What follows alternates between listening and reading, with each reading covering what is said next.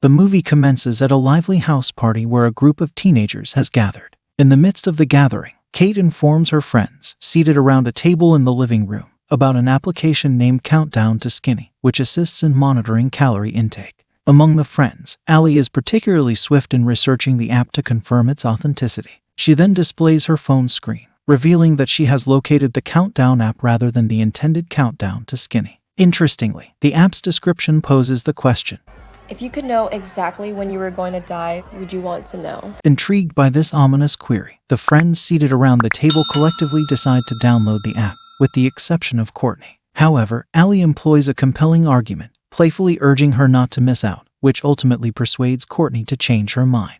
As a result, the group proceeds to unveil the time remaining for each of them, and even Courtney, albeit reluctantly, discloses that she has a mere 3 hours left to live. Courtney's impending demise dictates that she's the designated loser, and the consequence is downing all the alcoholic drinks. Her boyfriend, Evan, gallantly steps in to take on the drinking challenge on her behalf. Fast forward a few hours, and a heavily inebriated Evan is preparing to drive Courtney back home. Despite Evan's intentions, Courtney firmly declines his offer, and this refusal wounds his pride. Consequently, she opts to walk home alone. Evan speeds away, leaving Courtney to her own devices, while her phone suddenly comes to life, signaling a notification from the Countdown app, revealing a breach of the user agreement. With only 7 minutes remaining on her countdown timer, Courtney hastily makes her way home. As the countdown timer dwindles to 0, Courtney becomes the target of unseen force that ultimately takes her life. In a parallel scene, Evan, who had driven off, meets with a tragic accident. A tree branch shatters the windshield and pierces the seat where Courtney would have been seated,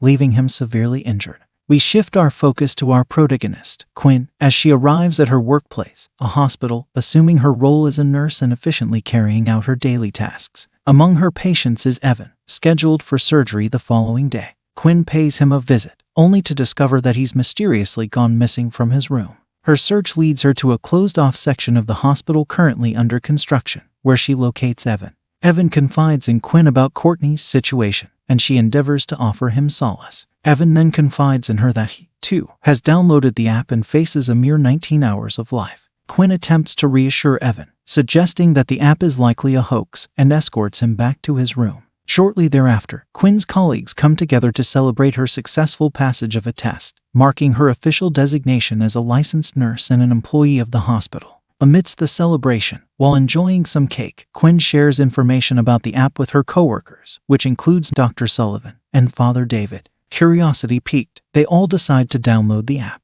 However, their gathering is abruptly disrupted by a man carrying a woman who has fallen victim to a drug overdose. The team swiftly springs into action, administering Narcan, a drug that counteracts the overdose's effects. Miraculously, the woman awakens almost immediately, her life saved. Later, as Quinn wraps up her duties at the hospital, she decides to download the app and is taken aback to find that it reveals she has only 2 days and 22 hours left to live. In the following scene, she stands in an elevator, where Dr. Sullivan behaves inappropriately, causing her obvious discomfort. That same evening, at her apartment, Quinn occupies herself with filling out employment documents, only to realize that she requires her birth certificate, which she inadvertently left at her parents' house. Overcoming her hesitations, Quinn drives to her parents' home, where we learn of her mother's passing, an event that seems to have created a rift within the family. After successfully retrieving her birth certificate, Quinn is startled by noises emanating from a closet.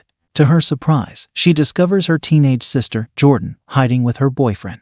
The boyfriend hastily departs, leaving Jordan agitated and resentful toward Quinn for being absent for the last 6 months. Quinn makes an effort to apologize, but Jordan retreats to her room. The commotion awakens their father, Charlie, who extends an invitation to Quinn to join him in laying flowers on her mother's grave over the upcoming weekend.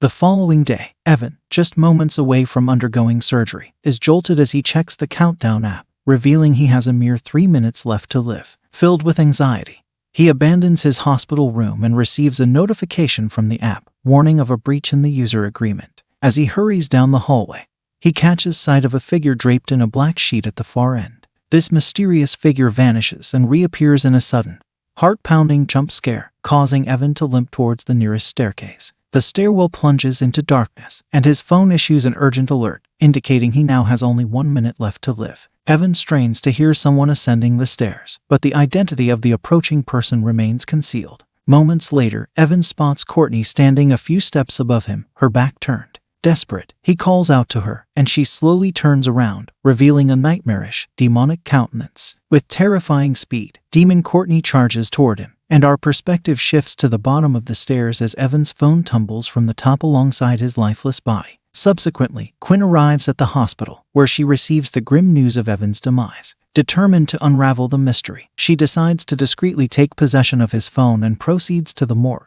where, seemingly, security and personnel are notably absent. With a mix of anxiety and resolve, she uses Evan's fingerprint and face to unlock the phone, confirming that his countdown app had indeed reached 0. Quinn's own distress deepens as she realizes that her own app now indicates she has less than 2 days remaining. Consulting her calendar, Quinn discovers that she's slated to visit the cemetery with her sister and father that day. Quinn phones her father to cancel the plans. Following the call, her countdown app sends her a notification, accusing her of breaking the user agreement.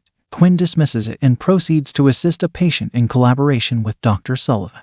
While in the patient's room, Dr. Sullivan astutely observes Quinn's elevated stress level, then attributes it to her being a new nurse on her first official day. In an attempt to offer comfort, he inexplicably embraces her, even going so far as to inhale her hair, a decidedly strange gesture. Taken aback, Quinn hastily moves to the other side of the room, but the married Dr. Sullivan makes an inappropriate advance by attempting to kiss her and pinning her against the wall. This distressing encounter prompts Quinn to hastily exit the room. She quickly encounters Nurse Amy and attempts to confide in her, but Dr. Sullivan demands that Nurse Amy see him first. That night, Quinn delves into research on the Countdown app and stumbles upon an article detailing Courtney's tragic demise. She then discovers a video featuring another individual who downloaded the app.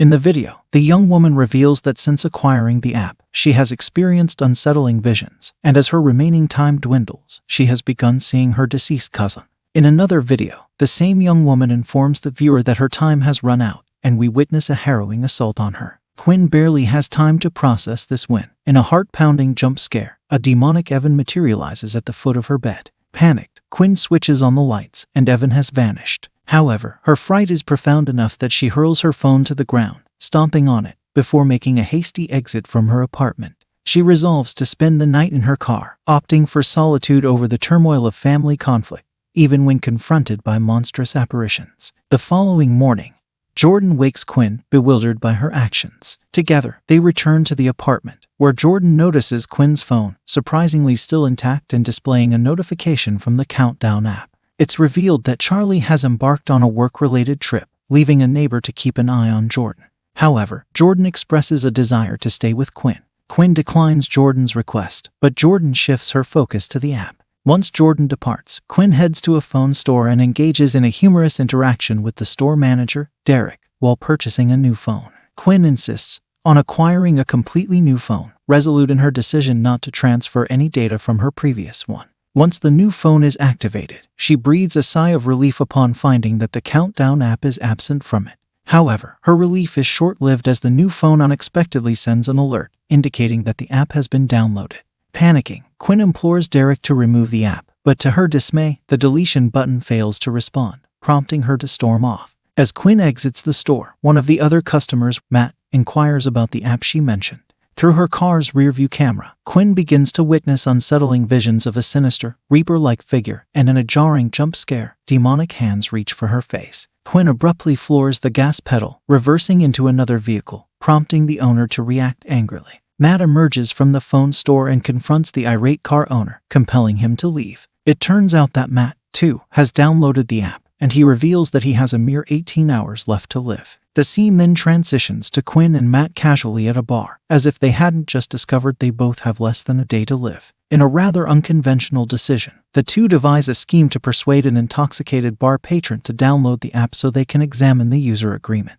What they uncover within the agreement is striking. It informs users that they must come to terms with their designated time of demise, and attempting to alter their fate is considered a breach of the agreement.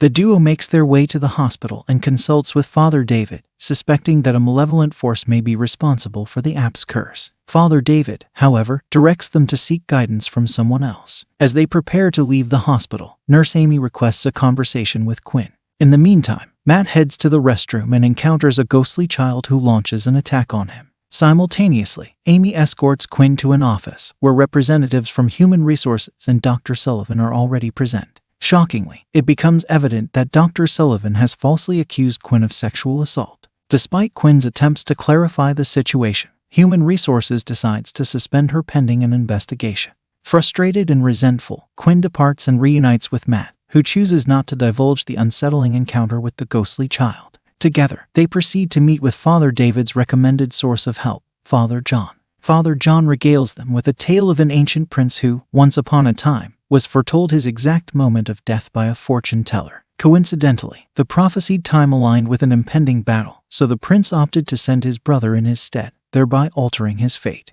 Yet, the prince soon began to experience haunting visions of death. Upon returning to the same fortune teller, she revealed that these visions were actually the work of the demon Ajahn, dispatched to rectify the prince's deviation from his destiny. Father John posits that Ajahn is the sinister force responsible for the app, but to confirm it, they need to infiltrate the app and examine its underlying code. Quinn and Matt pay a visit to Derek, compensating him to postpone a Tinder date and utilize his expertise to hack into the app. Derek delves into the app's code, discovering it riddled with Latin script and uncovering a list of users alongside the durations left for each individual. Quinn is stunned to learn that her sister, Jordan, has also downloaded the app, with her timer matching Quinn's own remaining time.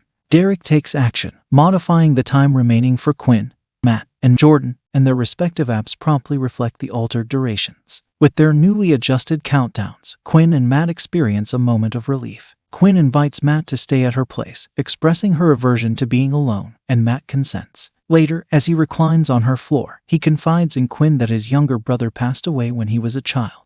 Although he doesn't verbalize it, it becomes apparent that the ghostly child he encountered in the bathroom was none other than his deceased younger brother. During this conversation, Quinn also reveals that her mother was tragically killed by a drunk driver many years ago. That night, while Quinn slumbers, the power abruptly goes out. Matt rushes into her room in time to witness a demonic entity assaulting her. As they pull back the covers, the demon vanishes, but they soon realize their countdowns have reverted to their original, ominous durations, with Matt having only 2 hours left and Quinn and Jordan sharing 4.5 hours to live. In the meantime, Jordan finds herself being pursued by the apparition of her deceased mother in their home. Cowering under the bed, she experiences a startling jump scare when her mother's ghost appears, demanding to know Quinn's whereabouts. Terrified, Jordan flees the house just as Quinn and Matt arrive. The three of them seek refuge in Father John's church. After a thorough examination of the app's code, Father John concludes that the most effective method for defeating the demon is to disrupt the countdown's accuracy. He devises a plan to establish a protective circle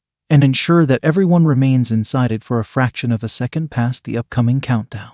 This strategic move is intended to break the curse not only for one individual but for everyone ensnared by it. Collaboratively, the group blends salt and paint to create a protective circle in the basement of the church. With only 2 minutes remaining on Matt's countdown, a sudden power outage occurs, prompting the group to huddle within the circle for safety. The atmosphere quivers, accompanied by deafening rumbling, as the malevolent demon materializes. However, it becomes evident that it is incapable of breaching the salt barrier. Amidst the chaos, a piercing ring resonates, and Matt turns to behold his deceased brother standing just beyond the circle. Despite his knowledge of the demon's malicious intent, Matt steps outside the protective boundary to converse with his brother, who is unmistakably Ajahn in disguise. In an instant, Matt is seized and dragged out of the basement. Quinn and Jordan pursue him but are obstructed by falling shelves. While Jordan remains trapped, Quinn manages to escape and reaches the street where Matt has been taken.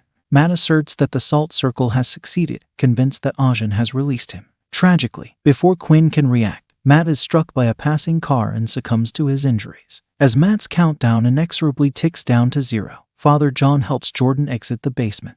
Quinn realizes that Jordan is bleeding. The two rush to the hospital and are treated by Dr. Sullivan. With only 18 minutes left, Quinn devises a daring plan. She privately approaches Dr. Sullivan in his office, where she offers him sexual favors in a calculated move. A few minutes later, Dr. Sullivan ventures into the hospital wing, diligently searching for Quinn. Suddenly, Quinn confronts Sullivan, wielding a crowbar and knocking him to the ground. It becomes evident that her intent is to eliminate Sullivan in a bid to alter her own fate. Earlier, Sullivan had downloaded the app and still had decades left to live. Quinn prepares to inject him with morphine, but is first interrupted by Jordan and then by Ajahn, who abruptly pulls Sullivan away. As Jordan, with only 2 minutes left, is stalked by Ajin, Quinn embarks on a pursuit of Sullivan. The two engage in a fierce struggle, but Sullivan manages to escape with Ajin's assistance, leaving Quinn with an injured ankle. She subsequently notices a cabinet brimming with vials of medicine. Quinn grabs several vials and a whiteboard marker, and the scene transitions back to Jordan, who still has a minute and a half left. Ajin attacks Jordan, but Quinn arrives with a needle filled with the contents of the vials she discovered. Ajin attempts to thwart her by assuming the guise of Quinn's mother. Nevertheless, Quinn injects herself and immediately collapses. Ajin lifts her into the air in a desperate attempt to save her, but as Quinn hovers in midair, she loses consciousness and succumbs to her fate, much to Ajin's surprise. As the curse-breaking action causes Ajin to panic, the malevolent presence disintegrates into dust. Quinn collapses to the ground, and Jordan hurries to her side, spotting a fallen vial of Narcan. Upon closer examination, she notices that Quinn has penned instructions on where to administer the Narcan and immediately injects her. The Narcan swiftly counteracts the effects of the substance Quinn had injected, reviving her. The scene transitions to a short while later with Quinn, Jordan, and their father standing at their mother's graveside. It is revealed that Dr. Sullivan has been arrested, and just as it seems that the story might conclude on a positive note, Quinn receives a notification on her phone. The film concludes as Quinn checks her phone and discovers that Countdown app version 2 has been downloaded. In a post-credit scene, we witness Derek on a rather unsuccessful Tinder date with Chrissy. The date appears to be going awry, and Chrissy excuses herself to the restroom. Just as the power begins to dim, Derek receives a notification on his phone. Though we don't witness it, it's evident that it's the Countdown app, and we hear the sound of his countdown altering. As the power goes out entirely, a demonic growl is heard, and the credits roll. And that's the end of the story. I hope you liked it. Comment down below what movies do you like us to recap next. Thank you for watching. Don't forget to like and subscribe. Until next time.